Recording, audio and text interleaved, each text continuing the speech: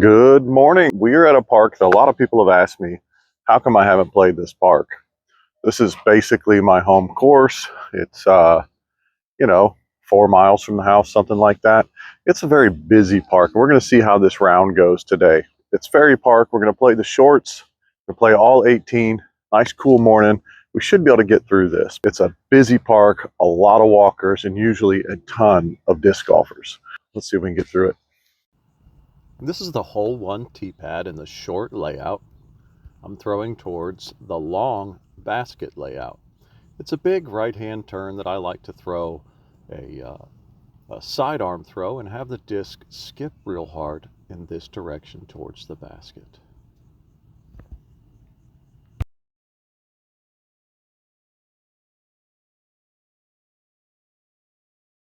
Well, let's see if we can get this around the corner. We're going to throw the Scorch, which I know likes to skip a bunch. Okay. Made the Mando. This is a very strange place to end up. I don't think I've ever ended up around here. Usually I scoot up somewhere around that fence. The basket is locked in behind this whole set of guardian trees. I'm not even sure how to get there from here, but I'm definitely just going to play for a par.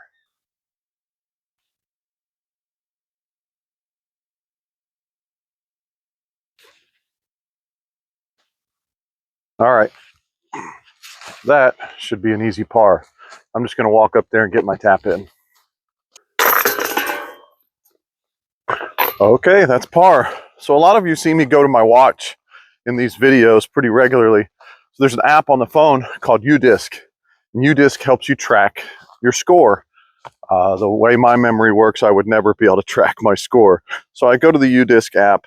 It already knows that I'm playing here at Ferry Park, or it should know.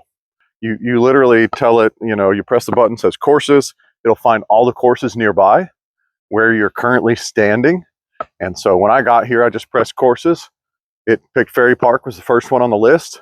And I started my round, put my name in there. And now I'm started the round. I go to the watch and I go ahead and put that I shot par or shot 3. So now we're going to move on over to hole 2.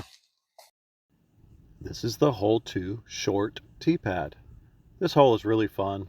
It's pretty wide open. There are some bushes on the right and some trees on the left.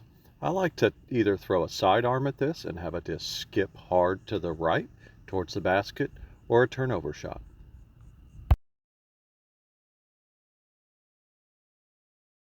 All right, this is a hole 2 tee pad. It reads 204. The picture is going to be a little bit wrong. That's okay. We're going to get out straight and just let this uplink turn towards the basket, which is off to the right, tucked behind some trees. See if we can get it right. So it's turning. Didn't turn near enough. Still early. I'm still real stiff.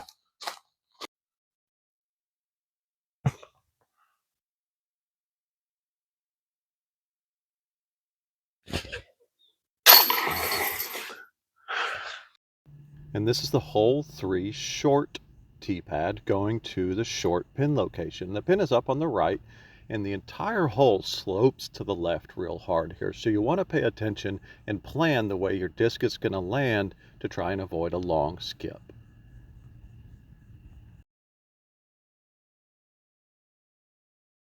All right, we're at hole 3. It's 227 to the pin. Now this is the short pin location, which is off to the right here just a little bit.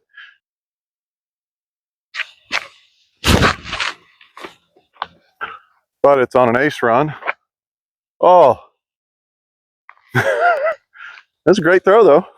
All right, that buzz came in right in front of the basket, landed, and got a bunch of ground play.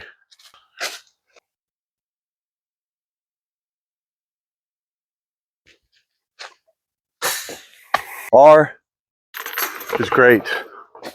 I'll take it. Hole 4 is kind of a short chip shot with a low ceiling, so you can either throw something sidearm to the left and avoid all these roots right here and have it skip back towards the right, or just throw a turnover shot. Just be aware that whatever you throw has a high probability of ending up in the creek behind the basket.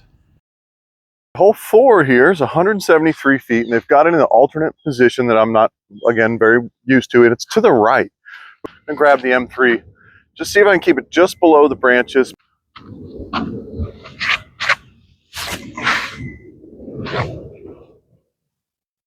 So I did hit those roots and I got no turn. I really could have just thrown something straight and done that same thing.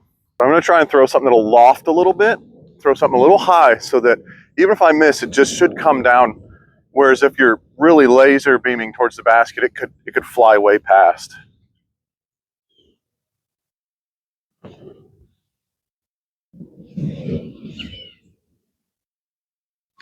I want to pick it up right next to the camera here. Just put it in. So there's our par. So I didn't log hole 3. Hole 3 we got a par on, right? Hole 4, par.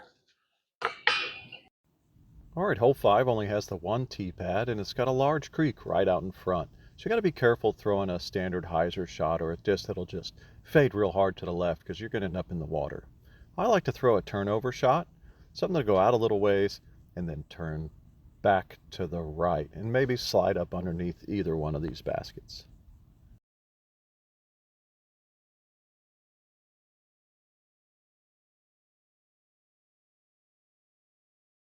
Okay, hole 5. 190 feet.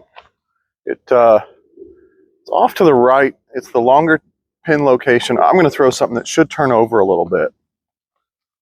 Just push it to the left, and hopefully, if I put the right amount of power on it, it'll just turn over. It turned over, but I missed my lane. I got a really good kick. All right, so we're going to cross the bridge and go back that way. This is our secondary location. The other location's a little raised basket that's really fun. Got a creek along the left, so you got to be very careful about the creek. I ended up pushing my throw a little too far in this direction. Came off of a tree. At least I've got a line of sight of the basket.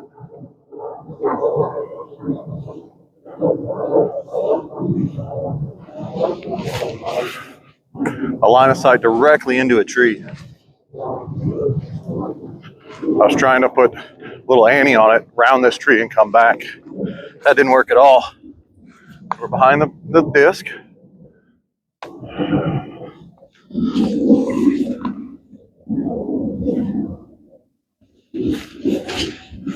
And a big miss. So we're going to take a bogey on this one. It's terrible. Bogey on 5 is bad. This is a birdieable shot all day, every day. This is the way to hole 6. See if we can steady the camera a little bit. A lot of people stop here to look at the turtles, feed the turtles. All right, turn left. There's hole 6.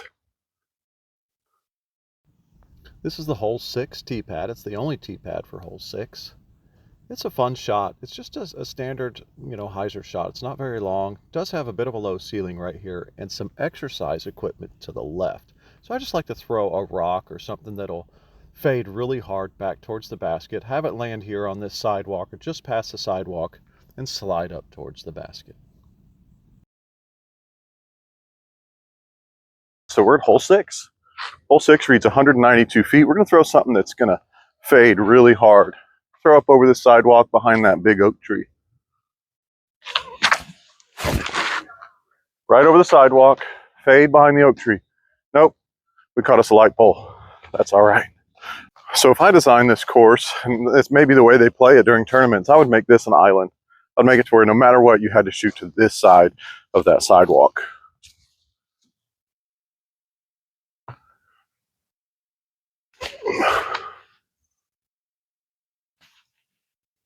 Another one is really close. Let's go put it in for par though.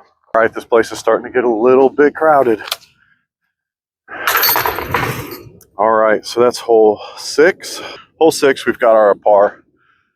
And let's see, what time is it? It's 8 o'clock in the morning and it's getting crowded.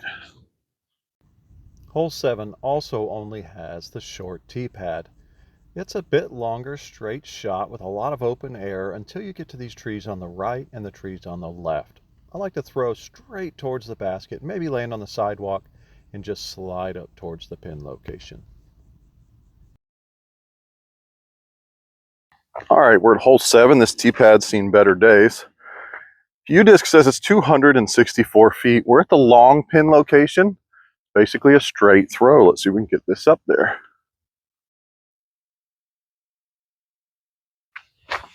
A little too much grunt. Come on back. It's a really good throw. Maybe I put exactly the right amount of grunt. So I did just make it over the sidewalk. I hit the grass there and had enough ground play to slide across the sidewalk and get in bounds. I'd also guess that if you were playing in a tournament, that would be OB, this would be OB, and this would be treated like an island.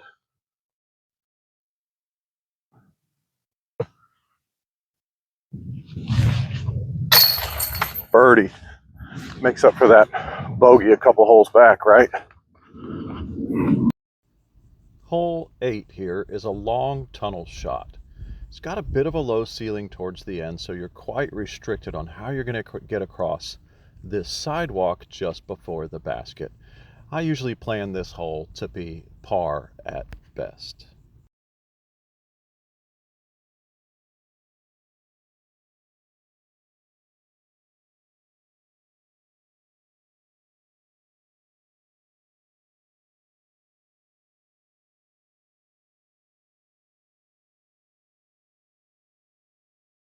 Okay, hole 8, it's 197 feet. It's a long straight shot down this pretty wide tunnel. I'm gonna throw the buzz at it.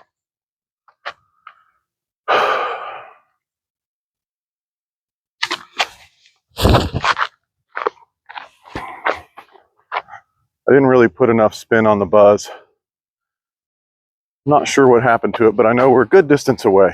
All right, it looks like the buzz slid up in these leaves, hit this sidewalk and stopped.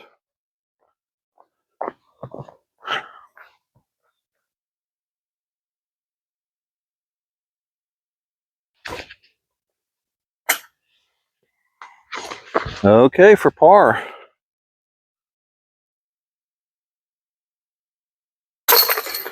All right. Par is good. Oh, I stepped off into a hole there. So we've made it to hole 9. This will be the last hole in this video. It's a nice standard hyzer shot with some limbs just above us right there that'll get in the way of your shot. But I like to throw something that doesn't go real far, throw it up into the air, and let it just do its natural fade. Maybe a distance a little more overstable, something like the rock I mentioned earlier. Right, hole 9. It's 209. Straight out in front of us. It's another shot for the buzz. Just try not to throw it too far. No, not the buzz. Go back to the A5. I've got a lot of room to put this disc on hyzer. I know it'll shorten up a lot so I can throw the disc, which means it's not going to glide as far as the buzz. This is going to be a much shorter throw.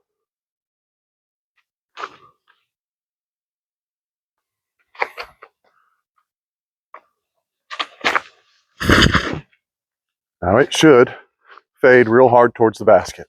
All right, maybe I didn't throw it too far. I thought this went way down the hill. So it's a good shot. I don't know that's a great shot for me. I mean, it is. Just I'd like to be a little closer. All right, so a birdie on 9. So you've made it through 9 holes at Ferry Park Disc Golf Course with me. Thanks for watching the video. I just want to shout out a special thanks to Sean, Reed, and Cade for being such valued viewers. Have a good one, guys.